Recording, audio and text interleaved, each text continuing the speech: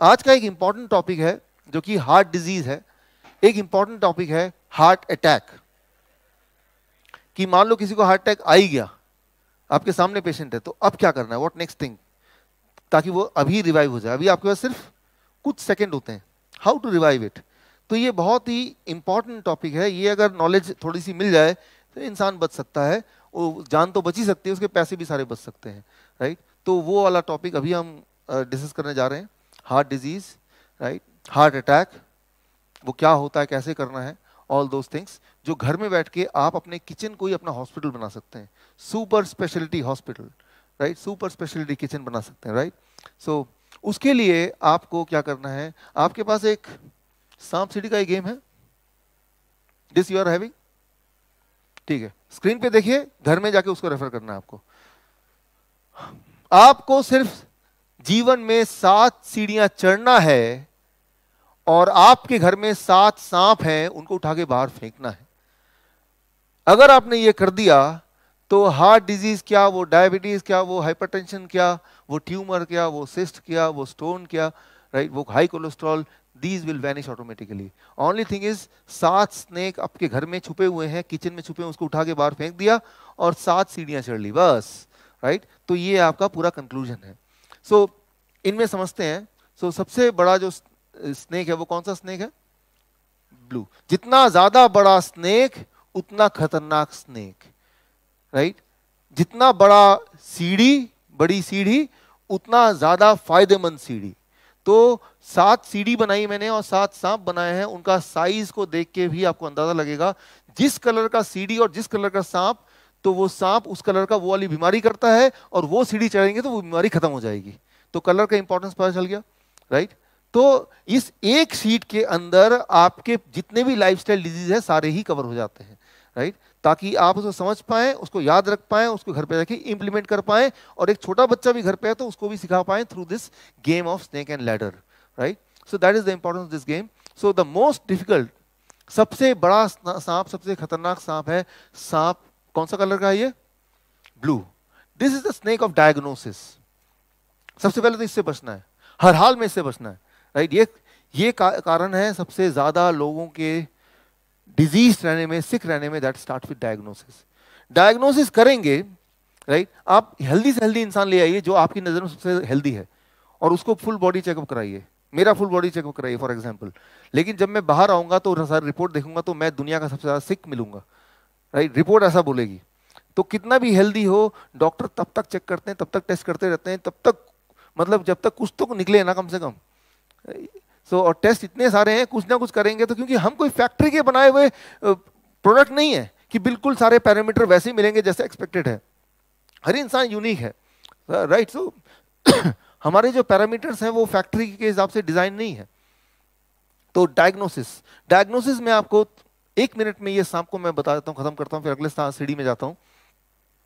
Cholesterol की बात करते हैं, 1978 की बात करें, 1978 में था 300 से ऊपर जो कोलेस्ट्रॉल है उन्हीं को बोलेंगे हाई कोलेस्ट्रॉल, यानी कि 300 से ऊपर जो लोग हैं वही लोग कोलेस्ट्रॉल दवा लें। 1998 में क्या कर दिया, 250, 240 से ऊपर जिनका होगा उनको हाई कोलेस्ट्रॉल बोलेंगे। 1998 के बाद क्या कर दिया, 200 से ऊपर जो है वो हाई कोलेस्ट्रॉल और ये नॉर्मल। अब देखिए थोड़े से लोग नॉर्मल रह गए और ज्यादा लोग जो है वो एबनॉर्मल हो गए। और आज की बात करें नाउ, राइट, तो अब नया रूल ये है कि किसी की उम्र अगर 45 से ऊपर है तो उसको टेस्ट करने की जरूरत नहीं है, सीधा कोलेस्ट्रॉल की दवा स्टार्ट कर दो, राइट। तो ये नया रूल है, राइट। यहां तक कि ब्रिटिश मेडिकल जर्नल में आपको हैरानी होगी कि ये भी सजेशन आया फार्मास्यूटिकल कंपनी का कि भाई कोलेस्ट्रॉल की दवा इतनी जरूरी है कि आप जो वाटर टैंक में उसमें उसी में घोल दें पानी हर एक के घर में आएगा ही, ये एक अमृत है, घर के पेट में अपने आप जाएगा, यहां तक, राइट। सो तो मैं ये सिर्फ कोलेस्ट्रॉल की बात नहीं, अगर आप थायराइड की बात करें, अगर 2003 तक थायराइड क्या था, 0.1 से लेके 6 के बीच में जिनका TSH लेवल है वो नॉर्मल था, राइट, यहां तक नॉर्मल है। इसके बाद जिनका TSH है उन्हीं को थायराइड की बीमारी मानते थे। अब क्या किया, उसको स्क्वीज कर दिया, छोटा कर दिया, 0.6 को 3 तक ले आए, राइट, और 0.1 को 0.3 तक ले आए। यूं मानिए कि आप फुटबॉल का मैच खेल रहे हैं, आप हारना नहीं चाहते, आप क्या करते हैं, जब भी मौका मिलता है अपना जो गोल पोस्ट है छोटा कर रहे हैं, एक टाइम आया गोल पोस्ट इतना छोटा हो गया कि फुटबॉल के साइज से छोटा गोल पोस्ट, तो दुनिया का रोनाल्डो भी आएगा तो आपको हरा नहीं सकता, राइट। तो वही वाला काम हो रहा है मेडिकल साइंस में कि हर बार कुछ कुछ साल बाद, 1 साल 2 साल बाद पैरामीटर तो और कम और कम और कम और कम, और एक टाइम ऐसा आ गया आज की तारीख में बस वही इंसान हेल्दी है जो कि अपना चेकअप नहीं कराता है। तो सबसे बड़ा सांप से बचना है कि चेकअप वाला सांप से, क्योंकि आपके बॉडी के अंदर वो सारे मैकेनिज्म है जो आपको घड़ी घड़ी बताती है, राइट, कि आप बीमार हैं या हेल्दी हैं। वो पेन से, दर्द से, डिस्कम्फर्ट से आपको बताती है, अलर्ट करती है। Need not to go for those diagnosis, right. So osteoporosis, हड्डियों की अगर बात करें तो उसमें भी आप देखेंगे पहले पैरामीटर कुछ और थे और उसके बाद कुछ और हो गए 2003 में, आज के पैरामीटर और स्क्वीज हो गए। ये हिस्टोरिकली अगर देखेंगे लगातार घटते जा रहे हैं, घटते जा रहे हैं। अब मैं आपको बोलता हूं कि ऑस्टियोपोरोसिस की बात है, 50 साल के ऊपर के किसी भी इंसान को आप ये टेस्ट कराइए, वो उसको कैल्शियम की गोली मिल के ही आएगी, क्योंकि ये जो पैरामीटर बने हैं ये पैरामीटर बने हैं 20 साल के आदमी के हिसाब से। लेकिन 20 साल का आदमी 50 साल का आदमी कंपेयर नहीं कर सकते, राइट, और तो उतना हेल्दी हो नहीं सकता, लेकिन फिर वो कैल्शियम की गोली देंगे ही देंगे। अब देखिए सबसे इंटरेस्टिंग बात, हमने डायबिटीज के लिए कल बात की पैरामीटर्स की, कोलेस्ट्रॉल के लिए आज बात की हमने, राइट, ब्लड प्रेशर की बात की, एंड सबसे इंपॉर्टेंट बात that is AIDS, HIV AIDS, right. HIV AIDS नाम से ही लोग घबरा जाते हैं, राइट। नाम से इतना लगता है कि नाम ही सुनेंगे तो ही HIV हो जाएगा, इतना ज़्यादा खौफ HIV का फैला हुआ है।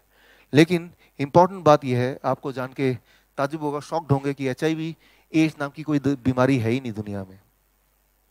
There is no such disease called HIV ads.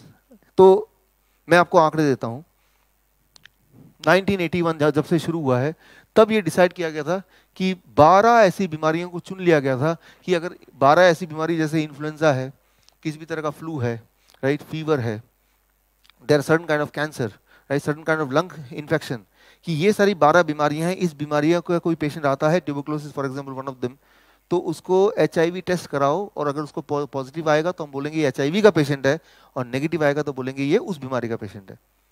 That 1981। 1987 में वो 12 बीमारियों को बढ़ा के 25 बीमारियां कर दी गई। ये 25 बीमारियों में से कोई पेशेंट आएगा तो पहले तो HIV टेस्ट कराओ, HIV पॉजिटिव होगा तो बोलेंगे HIV का पेशेंट है, HIV नेगेटिव होगा तो बोलेंगे ये ट्यूबरकुलोसिस का पेशेंट है, ये इन्फ्लुएंजा का पेशेंट है, राइट। तो ठीक इसी तरह से 1992 में 25 डिजीज को कर दी, 25 को कर दी 29। 2008 में अब है 31 बीमारियां। 31 बीमारियों का लिस्ट है एक, उनमें से कोई भी बीमारी के साथ अगर कोई पेशेंट आता है तो बाय डिफॉल्ट उसका HIV टेस्ट होगा, और HIV टेस्ट में HIV पॉजिटिव निकलेगा तो बोल देंगे ये HIV का पेशेंट है, नेगेटिव निकलेगा तो बोलेंगे उस बीमारी का पेशेंट है, राइट। टाइम बहुत कम है, राइट, एक्स्ट्रा टाइम मिलेगा तो मैं इस पार्ट को एक्सप्लेन करूंगा, लेकिन बोलने का मतलब ये है कि अगर आप देखते हैं इतने सारे HIV पेशेंट हैं तो ट्रुथ है कि नंबर ऑफ बीमारियां बढ़ा रहे हैं, तो जितने नंबर ऑफ बीमारियां बढ़ाएंगे उतने HIV के पेशेंट बढ़ जाएंगे, राइट। तो HIV का टेस्ट का साइंस अगर आप देखेंगे तो वो भी उतना ही खोखला है जितना कि बाकी सारी चीज़ देखें। इसके लिए मैंने एक किताब लिखी है, that is HIV AIDS the greatest lie of 21st century, right.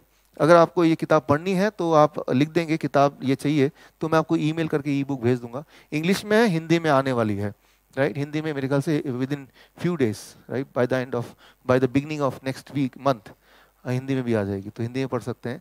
तो एज ए एजुकेटर, जो लोग यहाँ डायबिटीज एजुकेटर, उनको ये नॉलेज से उनको ये पता चलेगा कितना घोटाला है, तो हमें अपना हेल्थ का खुद ही ध्यान रखना है। तो यहाँ मैं बता रहा था डायग्नोसिस, चाहे वो HIV की डायग्नोसिस की बात करें या डायबिटीज की डायग्नोसिस की बात करें, diagnosis is the most dangerous snake around. तो डायग्नोसिस से बचें।